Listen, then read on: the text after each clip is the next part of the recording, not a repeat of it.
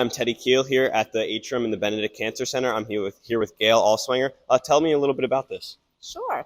Well, first of all, what's really exciting about the Atrium is that I should start by saying the Bennett Cancer Center opened in 1992. And one of the things that when we created the Bennett Cancer Center, which by the way was the first community cancer center in the region, so which is really a great thing for Stanford. We felt that having an outdoor space was really important, but however, it's really outdoors but indoors. So if you were to look up, you see the sky, but there's no, it's got the glass ceiling. This atrium is here for our patients, their caregivers, and our families to, as well as staff, to come in and really decompress. It could be having a break from your patient that's having chemotherapy and you just want to take a break and you want to come and sit and just take a few minutes. That's something that the Atrium is good for. We also have our music therapy program, and that program actually happens right here in this Atrium, which is really very soothing. We do something called Soothe the Soul, where we put chairs around and we have lots of musical instruments that are used to help patients feel that they can be healing. We also do Tai Chi in here as well. So there are lots of opportunities for our patients to be in the Atrium and feel that they've got this great healing environment. That's really great. Thank you. Hello, I'm Teddy Keel with the Stanford High Roundtable, and today I'm here with... I'm Kate Cayley. I'm the Executive Director of the Bennett Cancer Center. Hi, I'm Barbara Carr. I'm the Service Line Director for Women's and Children's Services. Hi, and I'm Gail Allswinger, Director of Development for Stanford Hospital. How much money do we normally raise in the month of October towards... So I would say that every year certainly varies, but about $200,000 is raised for the cause for breast cancer. So it's an amazing amount that comes from the community. And now, where does that money usually go towards? I'm going to let Barbara and Kate talk a little bit about that, and then I will add into that. How about that? Good. So with the money that's raised, we have a grants program so that women who are uninsured, underinsured, low income, if they're in need of breast services, we can help them through the grant if they're unable to pay. So it's a way to make sure that every person who needs a screening or a biopsy or whatever it is they need, that they have a means to be able to afford it. And also every year the foundation works with us to select a special sort of service that we're going to be able to provide to our patients. And this year we selected cold capping. So if you're not familiar what cold capping is something that patients put on during chemotherapy that literally chills their head, that helps them to retain their hair during chemotherapy. So it's something that our patients find really important in maintaining their quality of life and sort of staying in their normal course of what they do, but it can be really expensive and cost prohibitive for a lot of people. Mm-hmm. And just to add to all of that, there are other breast programming services that we offer here at the Bennett Cancer Center. We have symposiums, we have our exercise program, all things that are free of charge to our patients because of us raising the money, the community helping us raise the money for the Paint the Town Pink initiative. And now, would you guys say with the amount of money we've been retaining each year, has the amount of cases of breast cancer gone down significantly? No.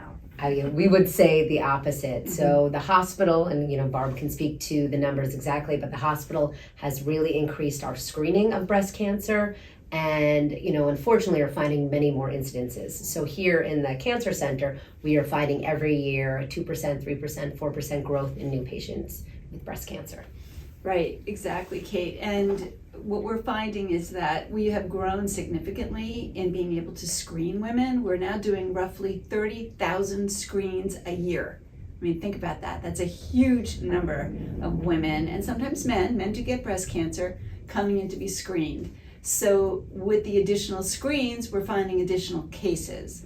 So, but the key is to try and get the screen's done, and if cancer is detected, to detect it early when you have the greatest chance for survival.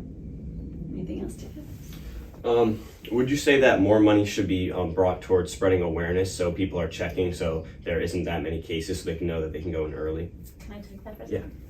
So I would say that it's always important, but what we find is really great is that our community does what we call mini events, and that really does spread awareness and it raises money. So what you all do at Stanford High School, which is incredible, raising thousands and thousands of dollars through the month of October, and having people buy the t-shirts, do other fundraising activities, that's raising awareness right there.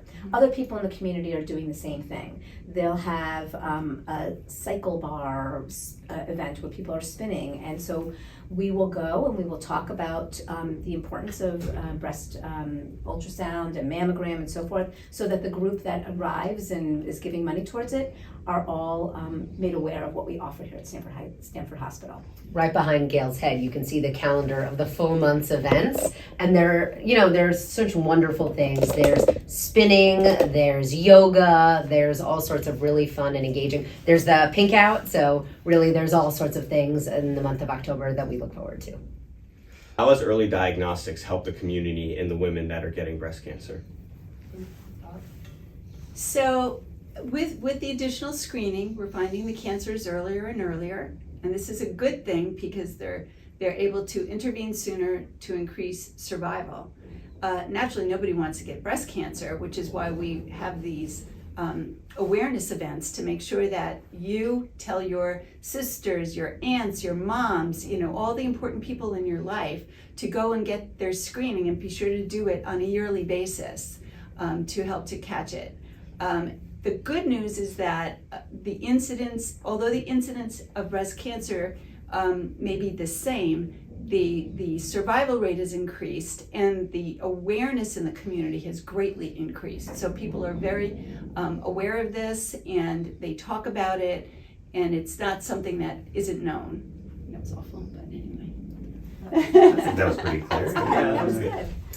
And Barb, I would add our physicians, our nurses, and our entire care team are so appreciative of the support they get from the community and all of the work that your student body does. They work hard to take care of our patients, and we feel it's important to take care of them. And every time they go out and see an event or somebody celebrating them, it really is meaningful and it's so appreciated.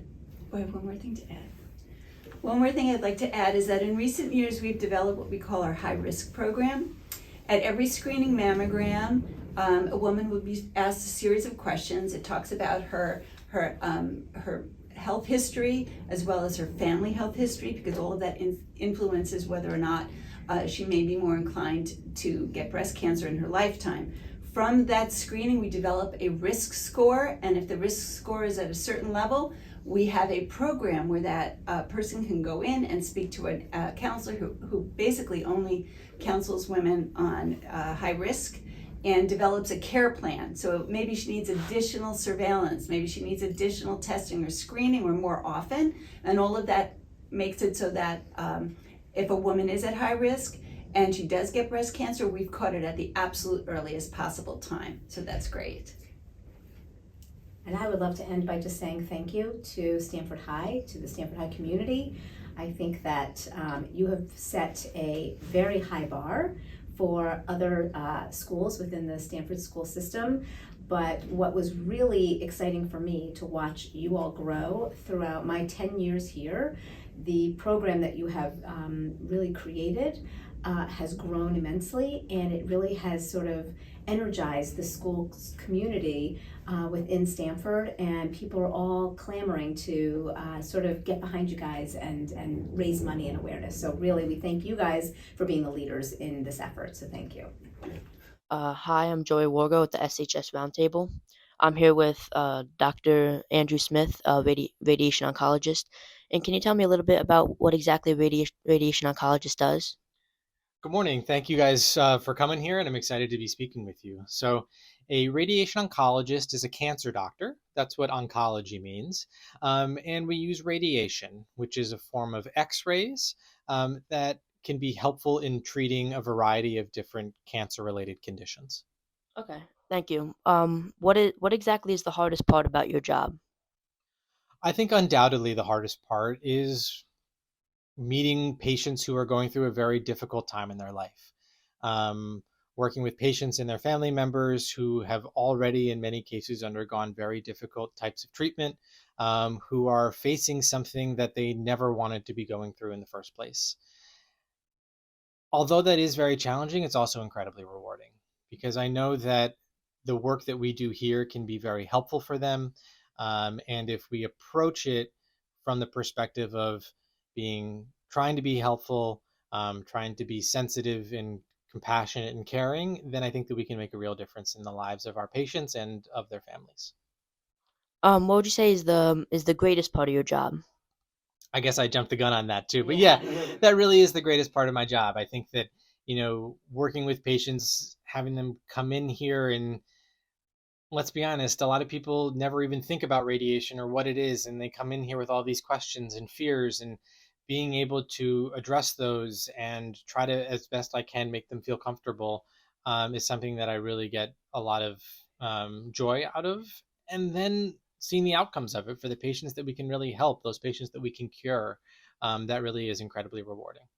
What would you say are the best steps to prevent getting too far from like not being able to get cured of breast cancer? Undoubtedly, the most important thing is something that we call primary prevention and screening. So primary prevention is about just general overall health, leading a good lifestyle.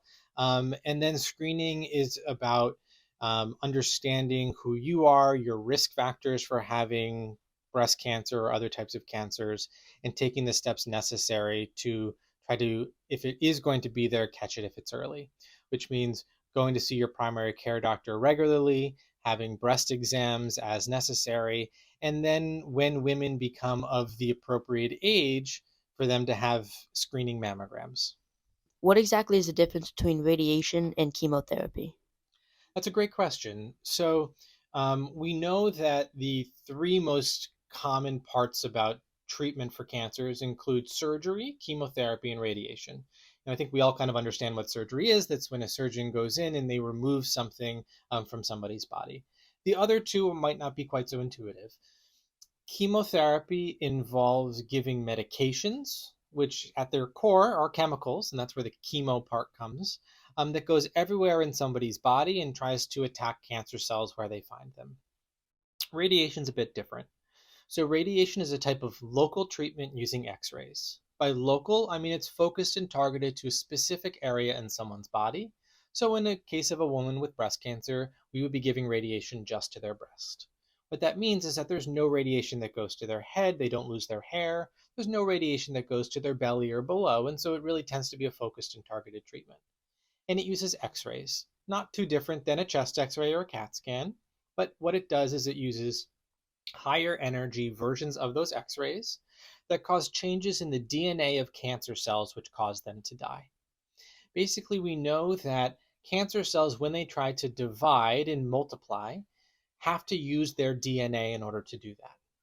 What radiation does is it inserts a fatal flaw into the DNA of cancer cells that when those cancer cells try to divide and multiply, they run up against that wall and they can't do it. And so the cancer cells die. And that's how radiation works. Thank you. Is there anything else you would like to add? No, I think it's great that you guys are doing this. We're happy to be here and support the community. Thank you very much. Black Knights.